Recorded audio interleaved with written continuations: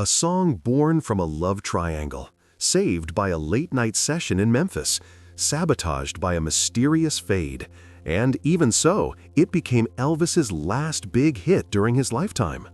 The story of Suspicious Minds is a real-life drama wrapped in horns, strings, and a lot of mistrust.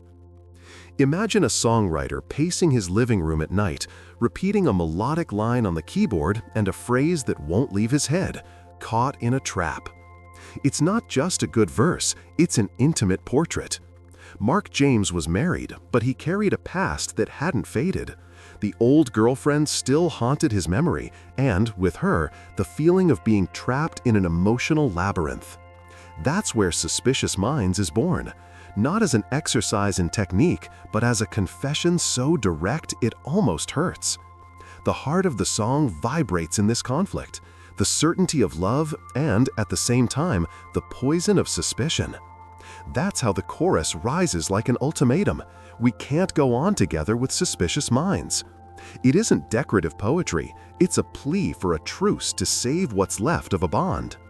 Mark James always had one foot in the romantic drama of simple, painful lines. Years later, he would co-write, with other authors, Always on My Mind, another supplication in the form of melody. In Suspicious Minds, however, there's a particular detail. The song is born from an insistent rhythmic motif, a bass that seems to walk with measured steps, like someone trying to cross a room full of quicksand. Before any grand arrangement, the song already had its backbone. A tense groove, a melody asking for space, and a confession without ornament.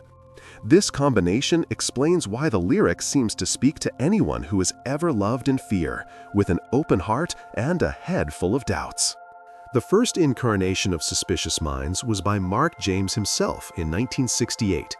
The single came out, but nothing happened. It lacked radio push, it lacked a promotion budget, it lacked timing. And nothing is more cruel than a great song that appears before the right moment. The recording had soul, but it didn't find an audience. Even so, those who heard it up close realized there was a structure ready to fly. Direct verses, a sticky chorus, a dramatic bridge that stirs the song's pulse and returns the listener to the main theme with even more tension. It was a matter of falling into the right hands. Meanwhile, Elvis Presley's life was turning a page. After the 1968 TV special, he wanted to return to being a studio artist, real songs, not throwaway movie soundtracks. He was looking for adult repertoire, something that sounded current, with the language of Memphis and the nerve of soul, but that preserved his identity. It's in this scenario that Suspicious Minds walks through the right door. The song hits the radar of those assembling material for Elvis to record in Memphis, bringing exactly the drama he wanted to sing. The encounter wasn't an accident. It was a song made of raw flesh, asking for an interpreter who could give body to pain without theatrical gesture, only with voice, dynamics, and intention. The secret of the lyric is brutal honesty. The narrator admits weakness and asks for trust. He doesn't pretend to control the situation. He says he's caught in a trap and can't get out. He wants to believe, wants to be believed, wants to silence the eyes that don't trust. The image is powerful because it swaps the glamour of romance for reality. To love is to negotiate with fear. And the text doesn't moralize. It doesn't point to culprits in a simple way. It speaks of invisible chains, of suspicion that makes the heart stumble, and of the effort to rebuild ground that has already given way. This ambivalence is the song's strength. It offers no magic solution, it offers a human request. Musically, Suspicious Minds was designed to breathe. The tempo allows each phrase to have space. The long syllables sustain the drama and create a vocal contour that feels like conversation or a plea. When the bridge changes the pulse, it's as if the character's internal time also wavers. Emotions accelerate and demand a turn. Returning to the chorus, then, is a return to the wound that gave rise to everything. This architecture, conceived still on the composer's turf, prepared the song to grow when it found an arranger with imagination and a singer with authority. But why Elvis? Because he was always, above all, a reader of emotions. In 1969, he needed songs that spoke to a mature audience, that talked about relationships, losses, reconciliation. Suspicious Minds is perfect for that. It gives the performer clear spaces to raise and lower intensity, to whisper hurt and, in the next second, open his throat in an appeal. Elvis knew how to navigate those curves like few others. His voice had that sheen that clothes the word without hiding its meaning. He could sing vulnerable without sounding weak and passionate without sounding corny. The song asked for exactly that. There's also the Memphis factor, the city where gospel chats with soul, country, and rock like old acquaintances. Suspicious Minds was molded in this cultural stew. When the song began to circulate among the right ears, it became evident that the sum made sense. A universal theme, a rhythmic skeleton that breathes, a chorus that won't leave your head, and the possibility of dressing it all with horns, strings, and backing vocals in just the right measure. The song's fate then depended on a moment, Elvis hearing it and deciding that story would be told by him. What's curious is that despite its extremely personal origin, Suspicious Minds never sounded restricted. The lyric doesn't state names, doesn't describe specific scenes. It works with images open enough for any listener to place themselves there. That's why when Elvis embraces the song, it changes scale. It stops being a composer's secret diary and becomes a mirror for millions of relationships crossed by jealousy, insecurity, and the stubborn will to go on. Some songs shine because of the arrangement, others survive naked. Suspicious Minds was born dressed in truth, and truth doesn't go out of style. Finally, there's a symbolic dimension in this meeting between author and interpreter. Mark James wrote about being unable to escape an emotional trap. Elvis, for his part, sought to escape an artistic trap, the cycle of films and lesser songs, and to find the emotional center of his own work again. When Elvis's voice meets James's words, two liberations begin at the same time. That of the character who asks for trust, and that of the artist who asks to be taken seriously again. It's this layering of stories that gives the song a shine no statistic explains. Before it became #1, Suspicious Minds was already gigantic in what matters: the ability to transform an intimate wound into communion. And that's why, when it finally reached Elvis's ears, the decision to record felt less like a strategic gesture and more like an act of recognition, as if the song had been waiting for him all along. The story of Suspicious Minds takes shape when it enters American Sound Studio in Memphis on the turn from night to morning in January 1969. It wasn't just another recording. It was the clash between a singer determined to regain the prestige of a studio artist and a producer with enough method and personality to say no to the old backroom politics around Elvis. This creative tension, added to the rigor of the house musicians, explains why the track still sounds alive today. Before it became #1, Suspicious Minds was already gigantic in what matters: the ability to transform an intimate wound into communion. And that's why, when it finally reached Elvis's ears, the decision to record felt less like a strategic gesture and more like an act of recognition, as if the song had been waiting for him all along. The story of Suspicious Minds takes shape when it enters American Sound Studio in Memphis on the turn from night to morning in January 1969. It wasn't just another recording. It was the clash between a singer determined to regain the prestige of a studio artist and a producer with enough method and personality to say no to the old backroom politics around Elvis. This creative tension, added to the rigor of the house musicians, explains why the track still sounds alive today. American Sound was famous for turning good songs into sure-shot records. There was a Memphis way of producing: less glamour, more substance; less post-production trickery, more performance captured in the vein. Chips Moman conducted the process with a firm hand. The rhythm corps, known as the Memphis Boys, functioned like a single organism.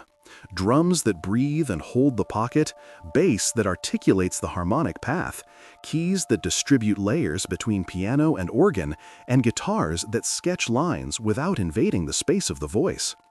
In this logic, each take is an honest attempt at emotional photography, an effort to catch the moment when the song reveals what it is. Elvis arrives in this environment with something precious: focus. After the 1968 TV special, he didn't want to stack throwaway soundtracks anymore. He wanted songs that told some truth, and Suspicious Minds offered exactly that. In the studio, the protocol began with the groove, finding the pulse that would sustain the narrator's plea. The band found a meter that walks with firmness but without haste, allowing the melody to lie across the long syllables of the chorus. Next, the horn and string arrangements come in like sonic dramaturgy, not to call attention to themselves, but to underline emotional turns. That's why the music grows without seeming grandiose. It breathes like a dialogue warming up. In the musical core, there's a detail that deserves highlighting. The bridge alters the song's pulse, temporarily shifting the rhythmic feel only to return it to its original path. This maneuver isn't theoretical frill, it's a dramatic resource. The change works like the moment when the character loses his footing, then finds it again on the return to the chorus. The listener may not name the change, but feels the oscillation, and it's this back and forth of tension that makes the climax so satisfying. While the music was taking artistic shape, outside the control room, the dispute that almost buried it was unfolding. The old practice of publishers close to Elvis's circle trying to bite off a share of the publishing of songs he would record. Chips Moman understood that giving in would mean disrespecting the composer Mark James and, by extension, undermining the trust that kept American sound supplied with repertoire. He dug in his heels. It was a rare moment when the producer imposed a limit on Elvis's ecosystem, and won. By preserving the integrity of the publishing, Moman ensured the song would move forward without compromising the one who wrote it. This decision, often remembered behind the scenes, is as important to the final result as any choice of microphone. It protected the project's spirit. With the basic track ready, the typical polishing for a single destined to radio began. Overdubs with horns and background vocals were arranged to give relief to the points of greatest impact. Nothing excessive. The goal was to preserve Elvis's urgency and the band's clarity. And then came the most debated intervention of the whole production, the false ending. The original performance had a continuous flow. The decision to insert a fade-out, let the song disappear for an instant and bring it back, repeating the beginning, came from the production sphere linked to the label. The choice may sound strange in theory, but it made both radio and stage sense. For radio, because it creates a second peak of attention when the listener already expects the end, prolonging the chorus's memorability. For stage, because it simulates the gesture Elvis would practice live, lowering intensity, almost ending, and returning with an explosion, ripping applause in Las Vegas. The false ending divided opinions for decades. For some technicians and musicians from the session, the graft marked the seam too much, like a visible scar on a recording that, until then, sounded organic. For the public, it became a signature. There's a simple reason for that. The structure of Suspicious Minds accommodates the trick without losing sense. When it returns after the fade, the song reaffirms its emotional thesis, insisting on the plea for trust, and turns a possible editing artifice into an expressive resource. The listener doesn't feel just an effect, they feel the character's obstinacy, who doesn't give up at the first sign of silence. Another little discussed piece of this puzzle is the blend of clarity and saturation. The recording balances elements intelligently. The guitar's discrete counterlines, the organ fills, the horn accents, the choir and the choruses, everything appears in its place without pushing the voice back. This mix is what allows Elvis to do what he does best: modulate intention. He alternates between drawing the listener close and, a bar later, raising his voice in an appeal that cuts through the arrangement. In tracks with more effects than music, this game gets lost. Here, on the contrary, each layer serves the central drama. It's also important to note the role of studio discipline. American sound cultivated the ethic of the full take. Playing as a band, listening to your partner, adjusting dynamics in the gesture, not on the fader. This school of recording creates a kind of energy impossible to reproduce only in post. Maybe that's why Suspicious Minds ages so well. It doesn't depend on trendy timbres, it depends on solid musical decisions made by people who knew how to listen to each other. Time passes, technology changes, and the performance remains believable. When the night ended, there was more than a finished master. There was an aesthetic statement. The track said, without a press release, that Elvis was back on the ground where he always shone, that of songs that demand surrender. And it also said that Memphis remained a place where music is made with heart and method, tradition and experimentation. With the publishing dispute resolved, the false ending incorporated, and the musical architecture defined, Suspicious Minds left the studio with something no campaign can buy: character. It's the sound of a song that found the right producer, the right band, and, above all, the interpreter who would make it definitive. Suspicious Minds came into the world the way classics do, without fanfare at the first beat, but with dates that become milestones. After it was finished at American Sound, Elvis took it to the stage even before the commercial release. On July 31, 1969, at the opening of his season at the International Hotel in Las Vegas, he presented the song to the public.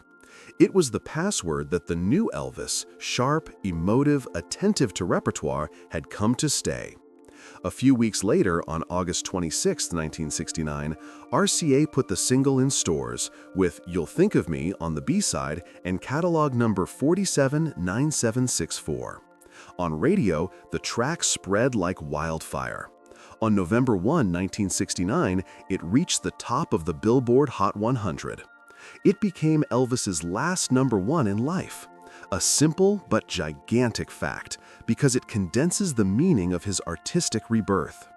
This performance wasn't a statistical fluke.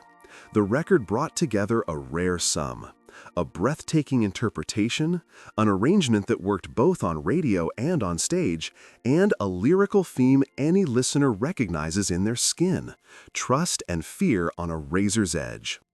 RCA's bet on the false ending showed industry timing. The break in expectation near the end held the attention of programmers and the public, widening the chorus's memorability. Many people who heard it for the first time remember the enchanted jolt. When the music ends, it comes back with more appeal, as if the song's character refused to be interrupted. The effect, which divided technical opinions, became a popular signature. On stage, Suspicious Minds turned into ritual. The live version, especially in Las Vegas, stretched the tension. Crescendos, stops, resumptions, explosions of horns and backing vocals. The audience, electrified, responded in kind. The song took on a life of its own within Elvis's set. It wasn't just a hit, it was a moment. The singer knew it and modulated each return as if it were the first, playing with the band's dynamics and the audience's breath. The studio false ending then found its definitive logic. It was born to sound like a show, and in the show it turned into catharsis. The cultural impact of Suspicious Minds is also measured by what it dragged behind it. Some songs merely perform well on the charts. Others redraw expectations about the artist. This one did both. The Hot 100 peak cemented the message sent months earlier by the TV special. Elvis wasn't a museum piece from the 50s, nor a factory worker of forgettable soundtracks. He was a first-rate interpreter, capable of handling adult, contemporary, and emotionally dense repertoire. The Memphis sessions, of which Suspicious Minds is the most popular face, form a compact and robust body of work, often pointed to as the best studio Elvis post-Sun. It's no coincidence that from there on, his live repertoire gained more soul swing, more horn color, more room for intensities that rise and fall like the tide. The legacy also projects itself in institutional recognitions and in collective memory. Suspicious Minds was inducted into the Grammy Hall of Fame in 1999, a heritage seal not given to just any passing radio hit. Over the decades, it frequently appears in lists of greatest songs and greatest moments of the 1969 comeback. More than that, it ages well.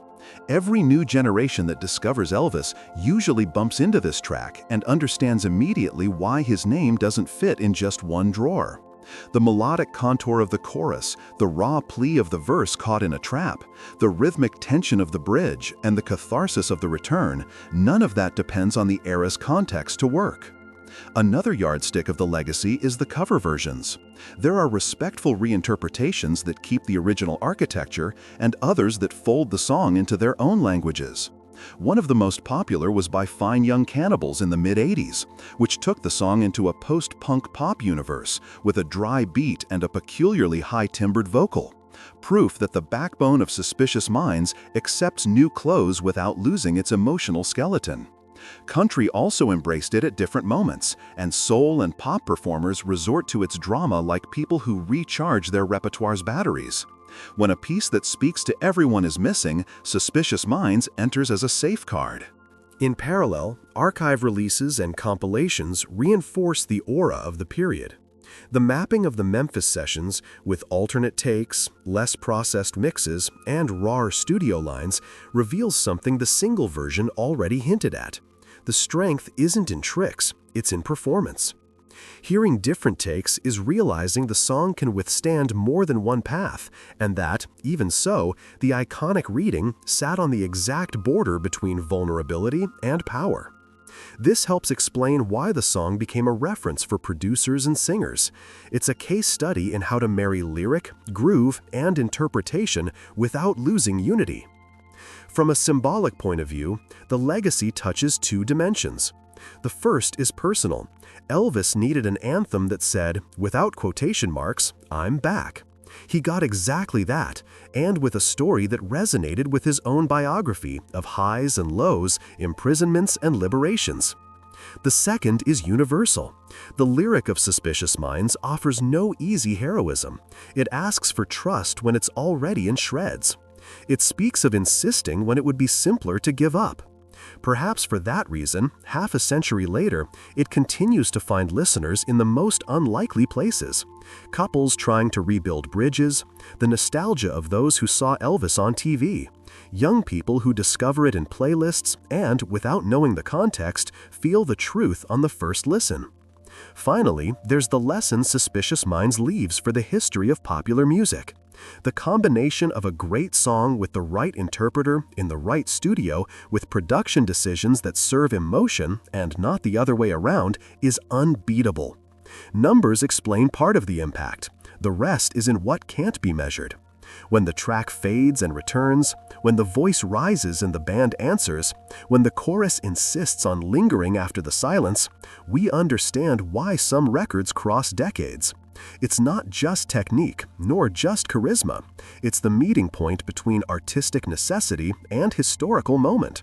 Suspicious Minds sat exactly at that point, and that's why it keeps sounding like something new every time it returns from its own fade. If this deep dive into Suspicious Minds showed you something new about Elvis, don't leave without strengthening the channel. Subscribe now, turn on the bell so you don't miss the next episodes, and hit like. It helps a lot to get this content to more fans. Share this video with that person who loves good music and the stories behind the songs. And tell me in the comments, do you prefer the studio version with the false ending or the live performances in Vegas? I'll read you there. See you in the next chapter.